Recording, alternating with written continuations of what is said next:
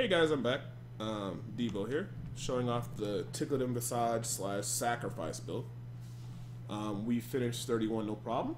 We did the Greater Rift Trials, got to 31, finished 31 no problem. Now we're on 32. Hopefully we can skip everything. If we don't skip, then what I'm simply going to do is just combine 2 Greater Rift segments into one video, so we don't have so many multiple parts and stuff like that. And there really isn't that much to it, so I'm going to try to watch out for range mobs as most as possible. Just going to try to get through the area very quickly. There goes an elite, so I'm going to come over here. Since I already cast Fear, it's going to go ahead and fear all these monsters, and you notice how I waited for the reflect to finish. And then after that, all I'm going to do is just keep doing Rain of Toads. Probably don't need to spam Big Bad Voodoo as much. Don't need to keep recasting the fetish just because we want them to get their maximum DPS out. I will be picking up these gloves because I got Gruesome Feast. And that monster went down very easily. Now, if you want to keep spamming Horrify, I think that's completely fine as well, too, because when you're spamming Horrify, I mean, it's not a big deal. It's no problem. Because you want that to stay up because you want to get the permanent 100%, or the 8-second perma fear going on. So, mob density doesn't look too great so far, but, never know. You might go to a next level and it might be really fantastic. It might be horrible. I don't know. There we go. There we go. And now they're all feared, but I still have to watch out for the arcane. So I'll run away for a second. I'll come back and try to re-horrify. Like I said, we don't want them to come out of fear, because when they're out of fear, they start casting a lot of nasty elite fixes. And that's the last one. And that elite went down, no problem. Good stuff. And we'll go ahead and head over to the next area.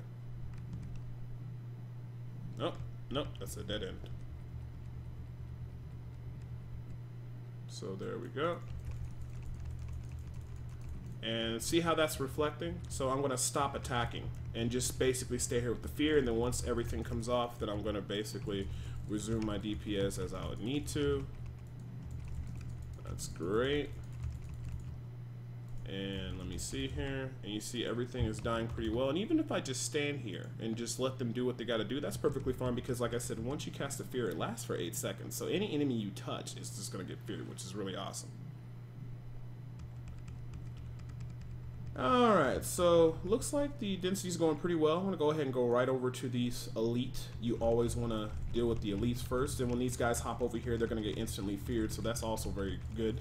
So you see why the build is so strong, because it's just the instant crowd control just shuts everything down.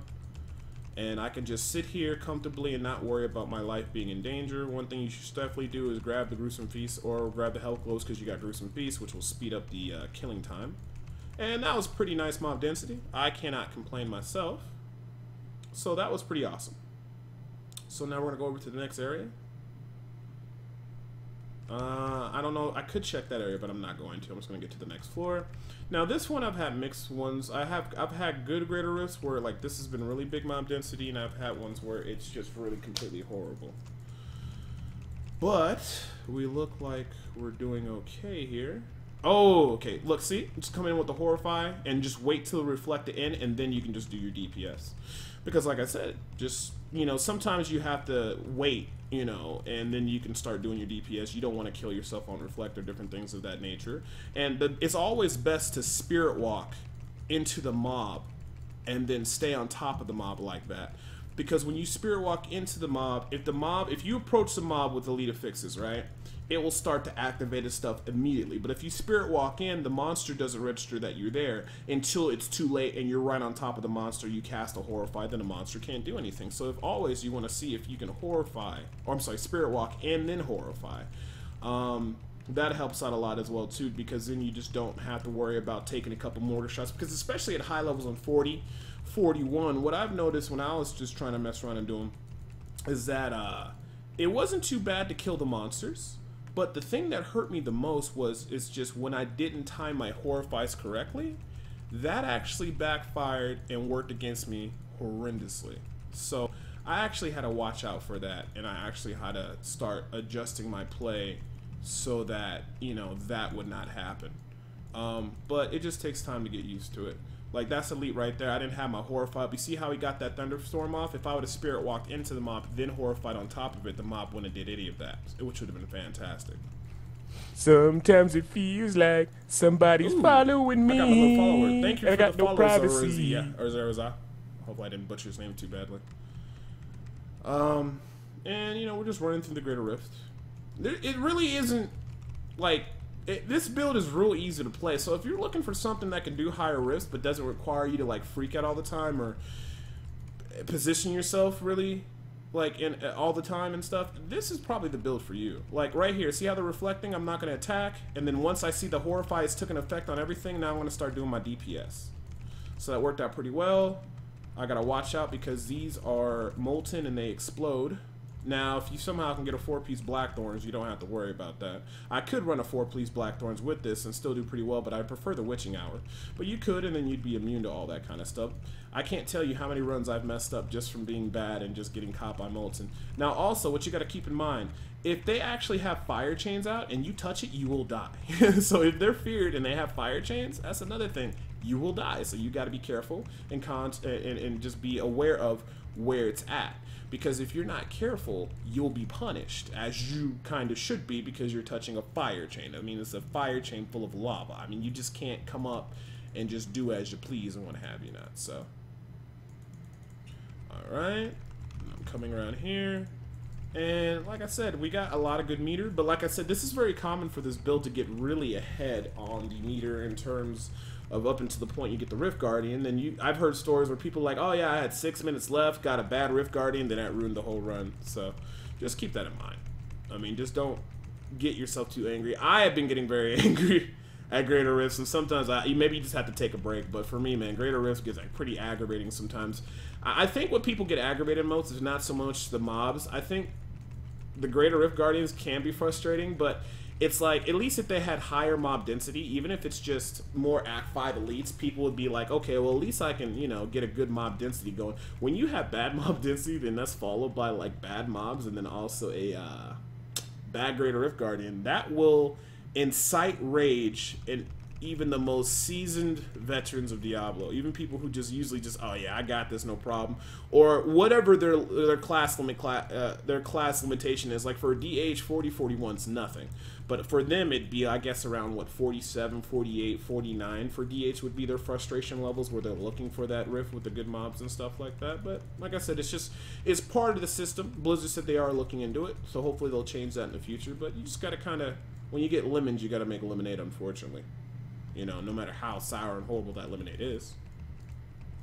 And we're just moving on through, about to spawn the Rift Guardian. Everything's saying crowd controls and stuff like that. There we go. And we're about to spawn the Rift Guardian. And if we can kill it fast, we'll skip probably to 35, I'm hoping, which will shorten the video length in these series. I'm still thinking I'm going to double up on the video, though, and just do 2 Greater Rifts in a row on one video, because this is part 2, and then part 3 it might just finish up with the last Greater Rift attempts and stuff like that. So okay, CA got in there, Spirit Walked, Horrified, shut them down, and then everything's kind of just dying down. So there we go, and everything's dying down. Awesome. So now we're gonna go into the next room. And, oh, we got Stone Singer. He's very easy for this build. If you get Stone Singer for Carnival, he counters Carnival build because he has a reflecting projectile. Go check out the Carnival build on my YouTube series, and Stone Singer will make you rage out. But we got 6 minutes and 21 seconds. I think, okay, we're not going to be 34. It might be 35. We got some nice stuff. We got the mojo and the boots and the rings, and I really should get in the habit of picking all this stuff up. I've gotten into a bad habit of only picking up the legendaries and moving on. Alright, got some okay stuff. What's this one? Restrain, whatever, yeah. So 35, so that's pretty cool. So, 35, not too shabby. I'm going to go ahead and just run 35 in this video too, and then part 3 will finish up with the last set of videos, or, well, the last set of Greater Rifts, however long it takes me. So as you saw, we went through that pretty effortlessly. It was no problems, and I got me another Infectious Toxin gem, which is good because I need to level that up. Like I said, again, I'm making a wizard, so I gave a lot of the wizard my high-level gems, so I'll be leveling up the Infectious Toxin gem. and other gyms, and especially Zai's, so that my wizard can enjoy that for her Firebird set. I'm only like 2 or 3 pieces into her right now. I need to get her chest, I think her helmet, her boots, and her pants. Anyways, let's go ahead and do 35. 35 is not going to cause us any problems. 35 is very easy. So we just got to be aware of our surroundings and not do really silly things, and we should be alright. So hopefully this will have some good mob density. Oh, there we go. Spirit Walk, Horrify, and I think I got them all. Great, I did get them all. Now I'm just going to sit here, summon up all my fetishes, and the fetishes are going to do the work. Oh, wait a minute. I forgot to cast Horrify. That's why I spammed the keys, so I just basically... the Horrify is always up. I was sitting there like, why did they start casting more? Oh, yeah, I need to Horrify them. So they're just going to sit there because they're permanently feared. And they're going to go down, and the fetishes are doing pretty good damage. We're always going to grab the Gruesome Feast orbs because, like I said, it amplifies the damage really good. Makes it for the fact we're not running Drum.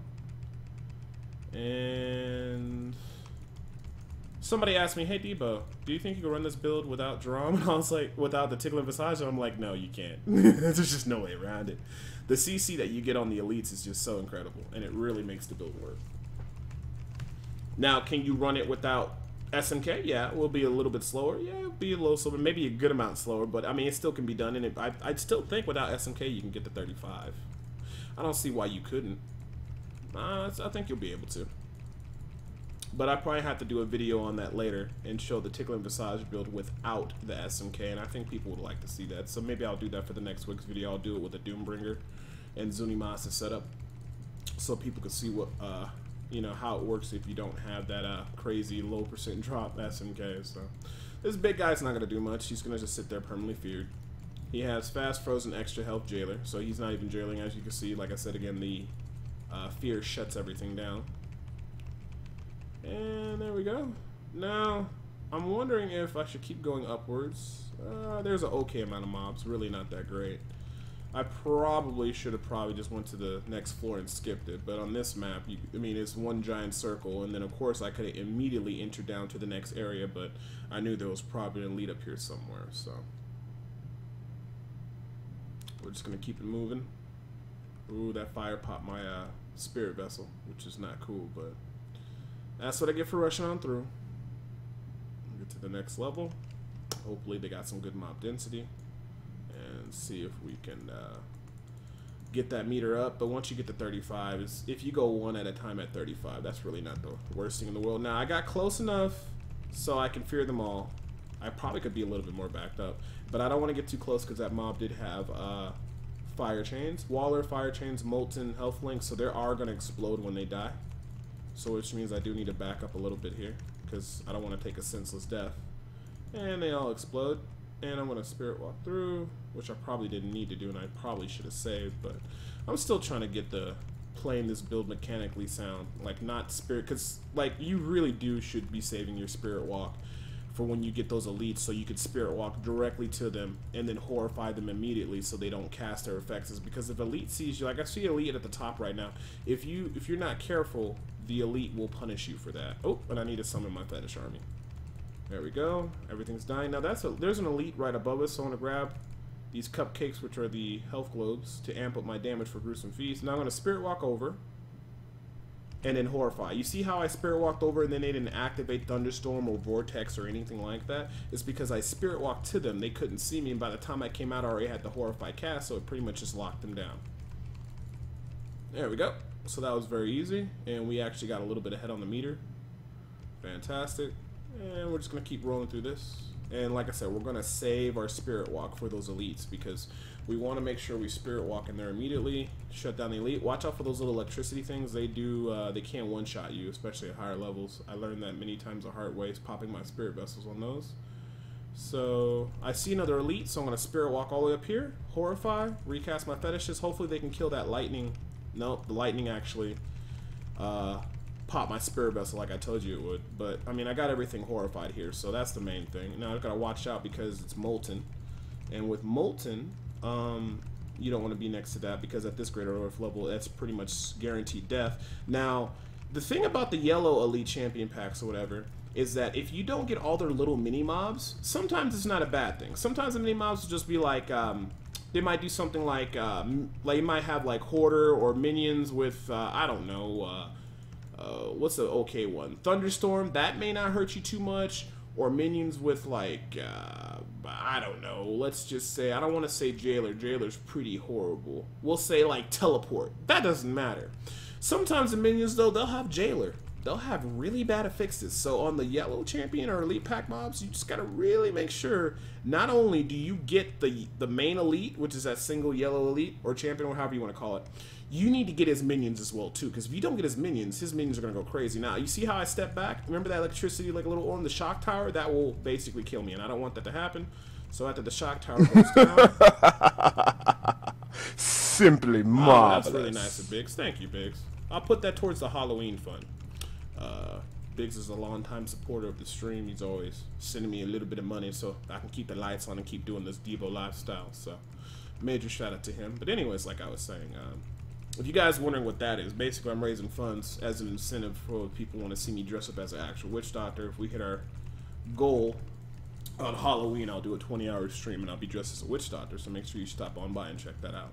If that does happen, but if it does, I'll make sure I make a YouTube video to let you guys know about it. But anyways, back to the build. I mean, there's really not much else to explain here. The way you want to play mechanically is not using Spirit Walk unnecessarily when you're playing this build.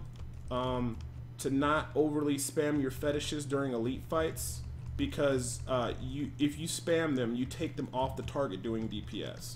So if you actually just play it cool and relax and let them do their damage and just only resummon them when you need to, they can do more DPS in the long run. That's just something I'm slowly having to learn, because like I said, I've only been playing this build for about a little bit under a week, and I'm getting used to it. You know, there's still a lot more stuff I gotta work on mechanically, you know, like timing my spirit walks, watching out for certain elite fixes, making sure I horrify all the right targets. But, you know, with a little bit of practice and I keep doing what I'm doing, I'll just keep better and better at it. Just like when I first started using the Jade set, it took me about a week or two before I got really comfortable with it and I knew how to time everything correctly. There's an elite right there, and I got the Horrify off, and you notice how I got close to his minions so that his minions can't go crazy. Now this is electrified, so I can get in. I don't want to get in too close. I want to keep the fear up, because like I said, the fetishes right now, they're blocking all the electrical shocks, which is good. And this is not molten, so I don't have to worry too much about it. But it's only frozen pulse, wormhole, fast, electrified, so it's not too bad of a lead, even though if I did leave it unchecked. And as you can see, the fear is doing work. Everything is pretty much CC'd, picking up these little gruesome feast orbs, because even like a 3-stack, that, like, I mean, if you look how much damage I get from the gruesome feast, it's well worth it. It's hundreds of thousands of damage, so make sure you pick those up in the middle of the battle. Will make your elite clear times a lot faster. And right here, I want to get on this guy right here, and I got my Horrify up. Now his minions, I don't think his minions are too bad, but I think his minions do cast Arcane Beam, so I'm just going to position myself away from the minions, and if they get close, they're going to get CC'd. But that's what I'm talking about, like with certain yellow mobs, their little mob friends are pretty horrible. These guys have Reflect, Damage, Vampiric, Arcane minions, so you try to get them all, sometimes you can't. You saw how I just basically repositioned myself, and then when they came back over to aid the big champion, they got feared anyway. So I know there's a champion down there, so I'm gonna Spirit Walk and Horrify. You see how I came down the stairs? And that's because I didn't want to come down. If I didn't do that, he would have started casting maybe his Poison Enchanted a lot sooner. He did get off his Arcane Beam, so I don't think I got all his mobs in my CC, so I got to reposition myself. But, I mean, basically, he would have maybe even had Poison on the ground right now, so I just got to watch myself. I'm going to Spirit Walk away and then just keep up the Horrify. See how he just started doing Jailer? It's really annoying with these kind of elite packs, but we got through it okay. So now we just got to clean up on the rest of the trash mobs and stuff like that. And I'm just basically trying to time my Spirit Walk so I don't take unnecessary damage. There we go. That's fantastic. There we go. And everything's looking on the up and up. And like I said, none of these mobs can do anything. Like I said, I like mob density even if it's Act 5 mobs. Now this is, normally people would be like, oh gosh, I can't deal with all these Act 5 mobs, but what the hell? But since you have fear, you can deal with them. And you can be okay. Now, some of them not all going to get feared. I'm going to try to pop a Spirit Walk right here so I can, you know, avoid a lot of this damage. I don't want to pop my Spirit Vessel, but you can even play risky like this because you have Spirit Walk and you have Spirit Vessel. And so even if you do die, you go into the other realm for a little bit, and sometimes you might actually have to pop it to successfully get through a mob. So this mob is a little bit crazy, but between Spirit Walking, having the Spirit Vessel to save us when we do die, and just, you know, timing our fears and just keeping the, not timing our fears, but just keeping the fear up, we can get through even Act 5 mobs. Winged Assassins don't do nothing, don't scare this build at all. So, like I said, the hardest part will be mob density. The mobs, sometimes they can be annoying, but for the most part, if you got your Spirit Walk timing down and you can horrify all the right targets and stuff like that, it's not that bad.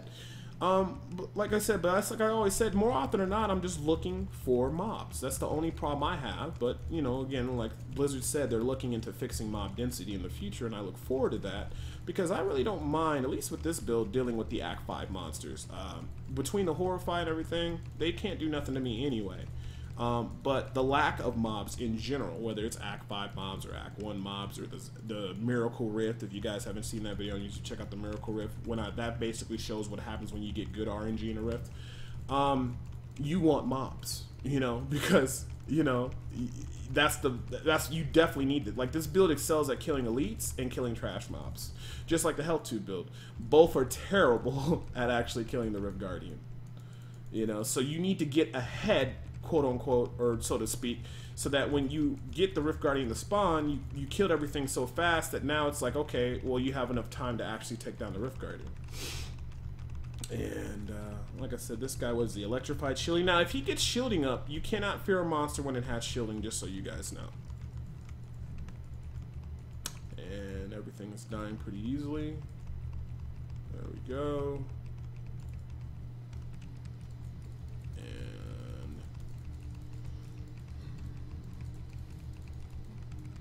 There we go. Horrify. Getting through the area, no problem. Just like that. Like a boss. And we got the Rift Guardian. Let's see which Rift Guardian we got here. Hopefully nothing too emo. Erathon is not that bad. There's another one that's like him. I think it starts with the E. I forgot what his name is, but he actually does pushback, and that's quite horrible. Alright, so this is just going to be a matter of time. All we got to do is dodge his AoE poison abilities, and we don't got nothing to worry about. And except for the periodic charge.